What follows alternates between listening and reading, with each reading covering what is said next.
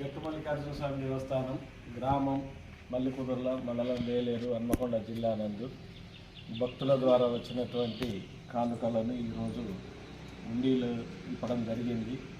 శ్రీత సహాయ కమిషనర్ కార్యాలయం నుండి Warangal division inspector D Anil Kumar గారి ఆధ్వర్యంలో శ్రీ లక్ష్మీ వెంకటేశ్వర సేవ సమితి సభ్యుల సమక్షంలో ఉక్కు పూజారులు, అర్చకులు, మన సిబ్బంది, నాయబ్రాహ్మణులు వీళ్ళందరి సమక్షంలో ఉండీలు విప్పి లెక్కించడం జరిగింది.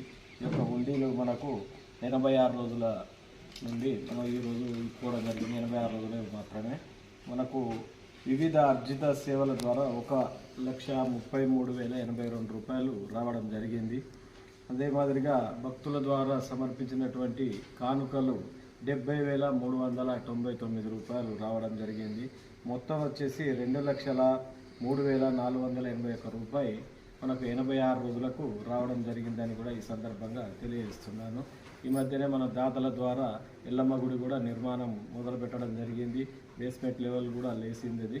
ఇంకా ఏమన్నా భక్తులు విరివిగా వచ్చేసి స్వామివారికి విరాళాలు ఇచ్చి అభివృద్ధికి పోతున్న దేవాలయానికి తోడ్పడవలసిందిగా కోరుచున్నాను. చెప్పండి. ఎల్లమ్మ దేవాలయం ఈ యొక్క దేవాలయాన్ని దాతల ద్వారా మనం నిర్మాణం చేయడానికి ప్లాన్స్ ఎస్టిమేషన్స్ కూడా వేయించడం జరిగింది. దీని మీద మనం పర్మిషన్ శ్రీత కమిషనర్ గారి ఆధ్వర్యంలో పర్మిషన్ కూడా తీసుకోవడం జరిగింది.